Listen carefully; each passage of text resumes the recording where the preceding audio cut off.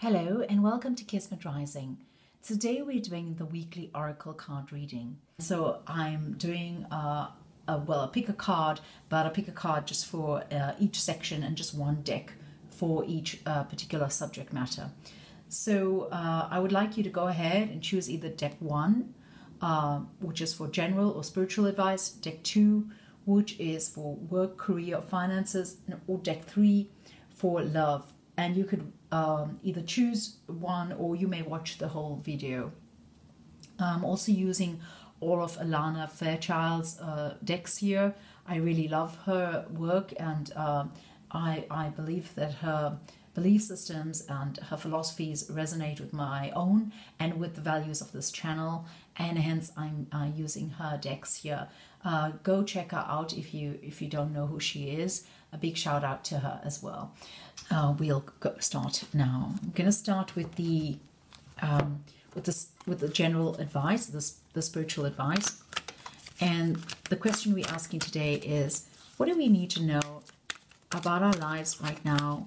What is our advice for our lives for the week ahead, or just in general? What is it that we need to work with at this moment? What is it that we need to work with at this moment? All right, and this is the card. And it says it's Sacred Play, Crystal Angels 444. And it's the angel Kaliel, and polychrome jasper is your stone. We're going to tune in to what we need to hear clairvoyantly and channel that for you at this moment. So what I'm hearing here is sacred play refers to actually being quite light about the experience that you are undergoing right now. It's the idea of engaging in various beliefs and not being fixed on one belief, but actually taking the time to explore various different beliefs and be frivolous with it, is what I'm hearing. Be playful with it. You may change your beliefs easily. You may hop from one belief to another, but experience that. Take the time to actually go about experiencing that, because when you do, you'll be able to understand different points of view. And what I'm hearing is that when you're too fixated on a particular belief system, or when you just see things from one particular point of view, there's very little room for love and for expansion and for being able to understand another person's point of view. And therefore, one isn't able to have compassion in situations, whether it's in love or whether it's in a general situation in one's life. One isn't able to have the kind of love or compassion that one needs to exist in harmony with the rest of the human race. So they're saying, play with that, okay? Play with your belief systems. Imagine what it would be like to have a completely different belief, and where would that leave you? How would you approach things differently if you were to actually consider things from a different point of view? The other thing that they are talking about is the other message that's coming through very clearly is they're saying to some of you, don't take it too seriously. Yeah, not just your belief systems, but you may be engaging in spiritual practices which are being taken very seriously. And there's a heaviness about that. And they're asking you to release the heaviness, release the seriousness with it, play with it, enjoy it. When you are too serious about it and when you're too strict about it, then you lose the lightness and the playfulness of it, and the value of it is therefore lost. So what I'm hearing is that some of you have been very heavy in your approach to your spiritual practices. You've been taking it too seriously. You've been concerned with whether things are right or wrong, or whether things have been, you've been doing it correctly or incorrectly. You've been worried too much about the little finicky detail. And they're saying it's not about the detail. It's only about one thing. It's about the joy that you feel as a result of doing that. And that is the only value in it. Okay. So if you're lying on a table and receiving Reiki, it's about, or you having a massage, or you playing with your crystals, or you're doing a crystal grid, or you are doing a spell, or you simply doing meditation, remove the heaviness from it. Remove the gravity of it. be light, let it float into your ethereal body and being, and let it float in and out. And don't be too strict about it. Don't be too hard on yourself. Don't be too hard on others who are embarking upon this path. Have compassion, have kindness towards these people, because they don't know very much. The other thing that is being spoken of here is, well, there's a sense that, how do I say this? Well, what they want me to say is that we are all extraordinarily ignorant, and they don't mean this as an insult. What they're saying is that we have so much more to learn. We are very ignorant about the greater scheme of things. There's so much that we do not know, and we latch onto any idea or belief as a sense that that is the way to the truth. But that is a very tiny percent of what is the way to the truth, and that isn't the whole picture. That's it's like one pixel in the bigger picture, and so we don't have the bigger picture, and we have to be aware of that. And so they're inviting you to be humble, to invite humility in your life in areas where you think you may know a lot, or you may be an expert, or you may be really good at what you do. Still, invite humility into that, and be playful about it, be easy about it, invite lightness into your being. And the next one is here, and it is, what is it that we need to know for the week ahead? What is it that we need to know with regard to our career, our finances, our work areas of our life? What is it that we need to know about our material existence? And what is the advice that we need to hear? Here we are. It's the number 25. And the message here is release the dark wound. Let love live. Okay.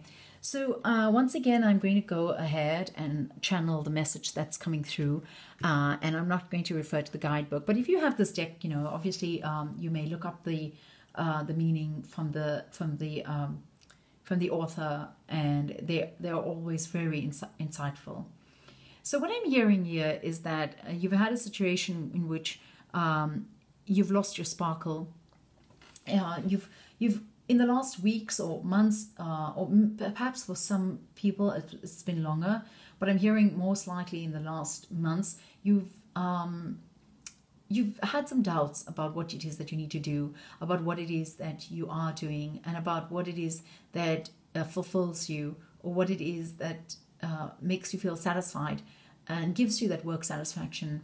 And it's taken away your sparkle, it's brought a damper to your spirits, and it's actually made you feel sadder and uncertain. It's just brought a real uncertainty about what it is that you need to do and how it is that you need to proceed.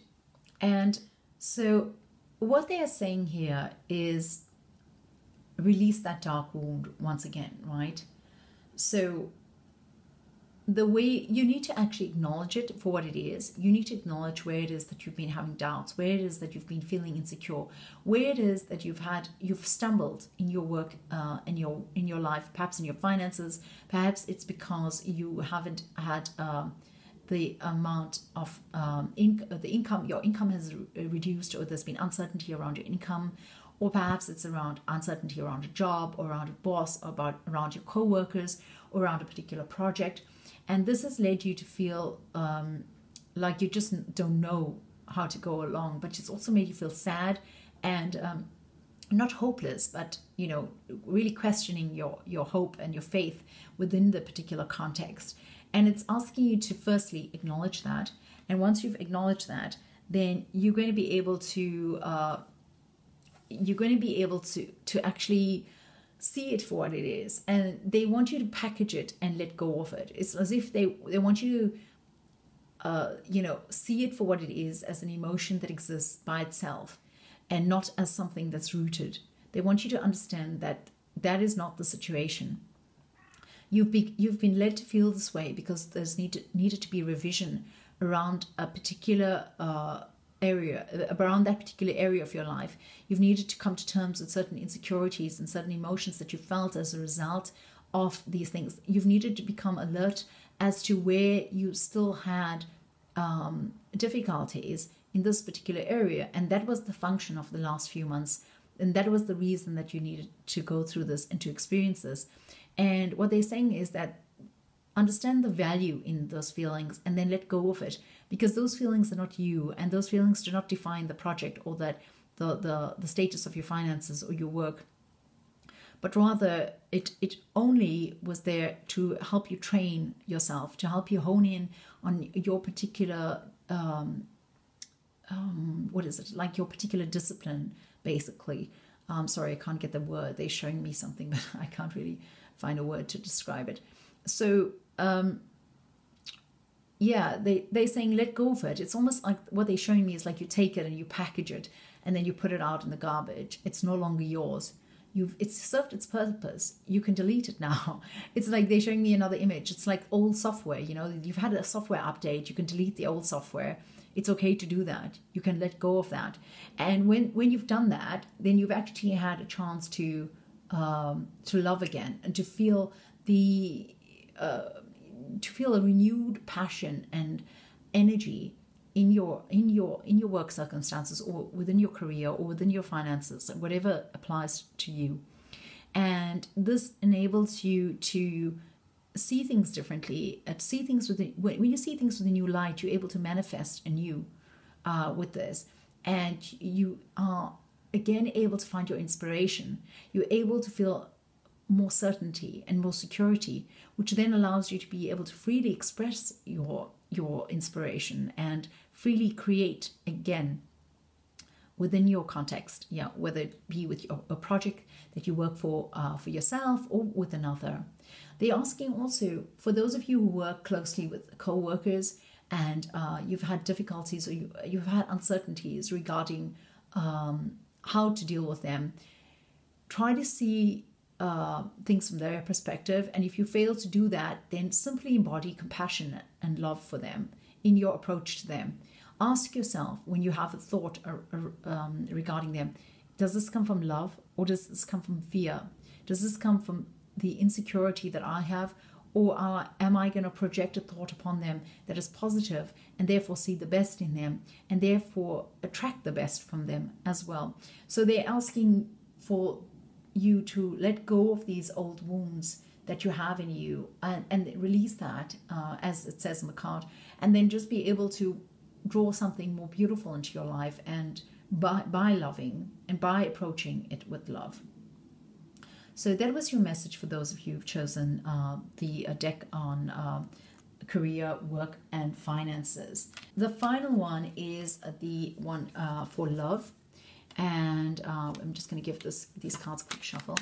So basically, we're asking, what is the advice that we need as far as love is concerned for this time? What is it that we need to shift in our lives? And what is the advice that we need with regard to love? What's the advice that we need with regard to love? So it says arise. Okay. And it's the number 13. I think that this is really beautiful, because what I'm feeling is that you've been through a lot with this. You've been through a lot, and you're needing to release this. You're needing to let go of this, and you're needing to step away from it. And in doing so, you will rise again. There's been a death. There's been a transformation. There's been an ending of sorts. Of something. There's been an ending of something in your life, and it doesn't mean an ending of a relationship or something, but something within you has ended. Something within you has ended a cycle. There's been a transformation where you're not thinking about things in the same way that you were previously. You're thinking about things in a slightly different way. You've come out from a space where there's been a lot going on in the recent months, or even in the recent years. I feel like the last 2 to 3 years have been quite significant in terms of the situation for some of you. And this is not pertaining to a particular person. This is about you and your approach to love. And you've gone through so much, and you've actually worked through so much in this time. And you've got to acknowledge the work that you've done, and you've got to honor the ending that's been in yourself. There's been a death of something. There's been a death of the pain, of the difficulty. You've begun to see things anew. You've begun to see a different side of the situation. You've begun to let go in some way of things that do not work for you anymore, that do not suit you anymore. And in doing so, you've set yourself free. Okay. And what they're saying to me is that because you've set yourself free, because you've actually given yourself it's like you've let yourself out of a prison, right? But it's like you with your manifestation, or you with your power, has allowed the jail door to open just by your concentration. But you are still sitting in there, and you are not able to walk out. You know that you're free, but you've been in that position for so long that it's very hard for you to now stand up and move out of there. There's trepidation, there's fear, it's not really anxiety, but there's almost an apathy. But it's rather, the apathy is there because you've been in this position for so long, and it's kept you grounded. It's kept you in that space, and it's very hard for you to find the new motivation to be able to rise up and leave, and they're asking you to do that. They're asking you to stand up and leave the situation. This does not necessarily mean that you're leaving a person, although it may apply to that on some levels. But what they're saying is leave the situation that you're in right now, in terms of your beliefs about the particular situation, in terms of the way you feel about the particular situation. Shift that completely. Honor the shift that's taking place within you. Honor the transformation that's taking place within you, that has taken place in the last few months, and actually just move ahead and bring yourself to that new space. Don't be afraid. Arise. Rise up and be who you meant to be. Rise up in your full glory and fill out your soul space. It's like you're hiding. It's like you feel like an ant, but in fact you're a lion. And they're asking me to tell you to fill out that space. Fill out that space, that form of the lion, and charge forth, or move forth with stealth and with confidence, and with a knowing that you're connected, and a knowing that you're supported, and a knowing that you have all the tools and all that you need to be able to have whatever it is that you want in your life, and that relationship doesn't define you. That is not who you are. That love situation it has nothing to do with your essence. And they're asking me for you to arise and to fill out your essence, to truly feel your essence, so that you may be the wonderful person that you are. You may be this unique being that has come into this planet to bless us, to be a part of this blessing that we are to one another. Recognize your divinity. Recognize that aspect of yourself which you've been failing to recognize, which is anew, and which has come, apologies for that shaky camera, which has come anew, and just move forth. Don't be afraid. Stand up. The ending has come and it's gone. There is a new beginning for you now. Rise and meet that new beginning and move forth with confidence.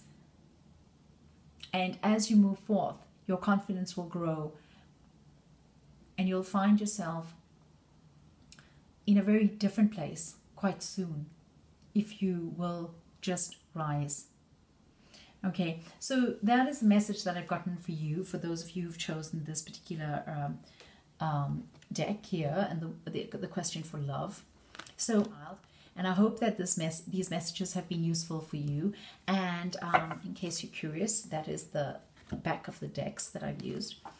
And yeah, I hope that these messages resonate. I hope they help you, and I hope that this is some kind of guidance for you for the rest of the week, or for however long you need it. Okay, so much love to you all, and blessings abound from Kismet Rising.